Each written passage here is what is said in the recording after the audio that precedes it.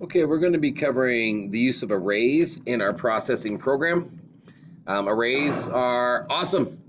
You can use them for a variety of things. You could maybe store the price of an item that or you could, arrays hold many things. You can hold objects, integers, strings, a variety of things in an array.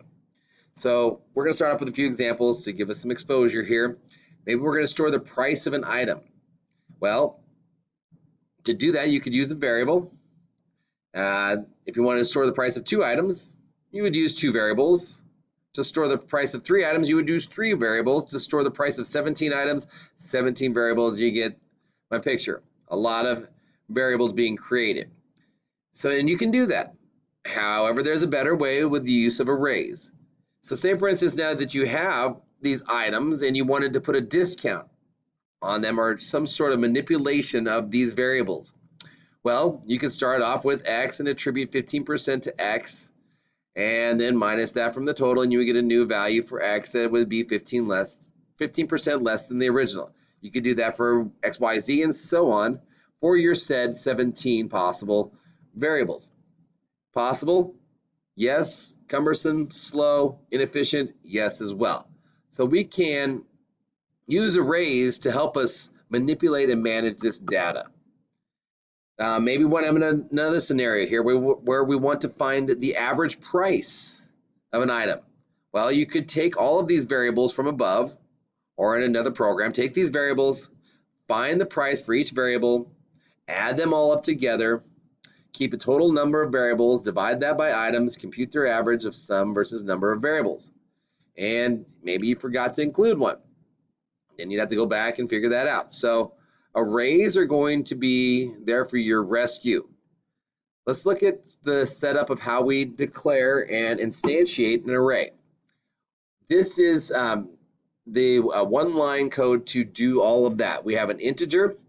These brackets here say that it is an array. It's of type integer, and we have named it price. So we have an array of integers named price. And we're assigning values into that array, 60, 20, 40, 10. So this is an array with a length of 4 indexes. Start off on the first one with 0, so index 0, 1, 2, 3, with a length of 4. If we wanted to sum up all the prices, we could use a loop. We start off with a value. We start off with a variable, sum, to hold our values. We instantiate it with 0, and then we go into a for loop. We use this for loop to iterate through this price array. So arrays have a nice variable that are tied to them called length, and we can use that length to determine how many elements are in that array and use it to iterate through that array so that we don't go past it. So we start off with our for loop. We start off with an integer I. We assign it a value of 0. So I is starting at 0. As long as I is less than price.length, which is going to be this length of this array, we're going to go up by 1. But before we do that, we're going to go into the brackets and we're going to do whatever is between these curly brackets here. In this particular case, we're taking the value of price at I index. So this is the index that we're referencing into our array. So at the very beginning, I is 0. So we are referencing the 0 index in our array. So the first time through, we are referencing this 60. So this, in a sense, is 60 the first time through. So 60 plus 0 is 60. So now sum equals 60. Next time through, I gets added 1, 2 here. So now we are I equals 1. 1 is still not going to be, it's still less. It is still less than the length. So we're going to continue to do this. And we have now looked, now price is now referencing I, but I now is 1. So now we are indexing, we're referring to price, the price array at index 1, which is 20. So we have already stored sum as the value of 60. So now we have 20 plus 60, now sum is 80. So that's how we're using I to iterate through the indexes of our arrays. And when we get to the length of that, then we're going to kick out there and we're going to print sum, which should have added up all of these together. we'll do this one here now. I'll code it up and show it to you. Okay, I've copied the code over to our processing program. I'm hitting run.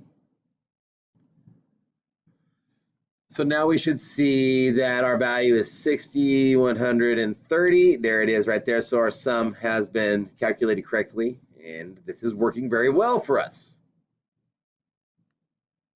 All right, continuing along. Now maybe we want to do something special like provide a 15% discount store-wide on every item or every element in our array.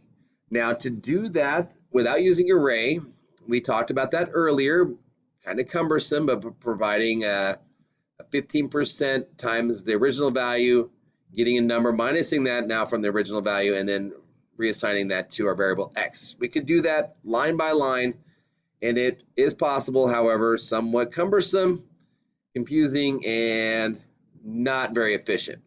So in this particular case, let's look at our code here. So we're going to have a for loop. It's going to start at 0. And we're going to, as long as that value 0 is less than the length of our array, we're going to do what is in the curly brackets and then go up by 1. So if we look at this code here, we have we're referencing our index price at I. Now I is 0, but we're referencing the 0 index in our array, which is this first element. So price at I, when we are at 0, is 60. So we will take 60 times 15%, get a number, I believe that's 9. We go back again. Now this is just, again, price at I, index 0, so this is 60. 60 minus 9 is going to be 51. And now we're going to place that back into an array at I. So now we are substituting our values for what was currently at I, currently at index 0. We're replacing that value now. So when we run this, the index 0, the value of price at 0 went from 60, it should go down to our new calculated value. And we can print the entire array out, and we can see the adjusted prices accordingly. So I'm going to code that up. We'll take a look at that. Okay, so we have our code ready to go. Let's hit run. Again, we have an array. Let's talk through this. We have an array of integers. We have called it price. It has 4 values in that. At index 0, we have 60, index 1, 20, index 2, 40, index 3, 10. We have a variable sum that we're not using that one at all. In fact, that is from previous, so we can take care of that. And now we have a for loop in which we're going through this array of price. Starting off at 0, we're referencing that. As long as 0 is less than the length, which is 4, that is correct. We're going to go up by 1, but before we do that, we go into our code down here and deal with price at I. So I, again, is referencing it's 0, but we're using that to go into our array and find the value at index 0. We are manipulating that number by taking 15% off of the original value, and then we're printing them out. So as we can see here, our new values went from 60 to 51, from 20 to 17, 40 to 34, and 10 down to 9, which is 15% off of those values. Pretty neat, and it's really quick and efficient. We could do a sum to see how that works as well. Again, I'm going to copy and paste this over, and I'll show you what that does. Okay, so we've got our code ready to go. Let's run this and see if it prints out the average price of our array using those values.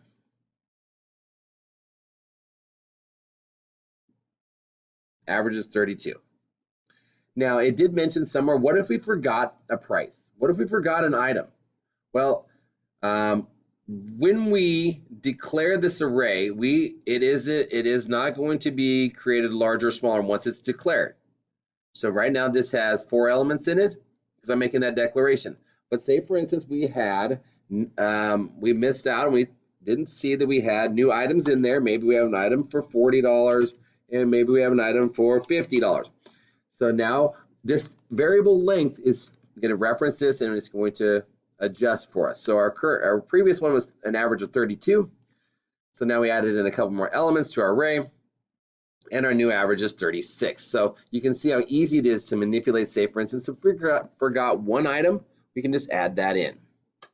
Pretty handy. Let's do these examples here. We have the ability to maybe calculate the minimum value in an array and a maximum value, and possibly do that at the same time. Let's take a look at how we could do that. Okay, so here's some code that will do that very thing for us. First, we need to declare that we have an array of integers, and it has these values in them. We then also need to declare a max and min variable to hold our values. We're going to currently start off at the 0 index of our array, just as a starting point. So we have int max is going to be assigned a value of 60. Int min is going to be assigned a value of 60 as well, because that's referencing our 0 index. So we're going to go through our for loop, and starting off, I being 0, 0 is less than the length of our array. We're going to go in here and we're going to do a comparison. So price at 0, which is 60, is 60 less than 60? If that indication is there, then we're going to assign a new value for min. So min currently is 60, and we're comparing 60 to 60. So min stays at 60 for this first time through. Let's look at this again the next time through. So now then, when I becomes 1, we're comparing now at index 1, 20 is 20 less than 60. That is a statement that we can make an adjustment for. So then now we reassign the value of min. So price was at, now we're looking at it being index 1, which is 20. So now 20 is attributed to our value min. So min now equals 20. We're going to go back in. Now index is going to be 2. Referencing 40. Is 40 less than 20? No. So we're going to go through, that is not going to be reassigned. Finally, when I is 3, we're going to be referencing 10. Is 10 less than 20? That is correct. So now we have a new value for min now being 10. Same thing going with price. We're comparing each index to a max. We're going to start off with index 1, and we're going to compare index 1 to index 2. Is 1 larger than 2? In that particular case, yes. So we hold on to that value. Is 1 larger than 2? Is index 2 here, is 60 larger than 40? Yes, we're going to hold that value, and so forth. So then we have a print line here where we have stored our values for min and max. We run this here, and we should be able to see that the min value is 10, the max value is 60. If we want to manipulate that, and maybe we say we have a value of 8, and maybe we add another value of 70 in there. Let's go through and see if our code adapts. And we have a new min value of 8 and new max value of 70.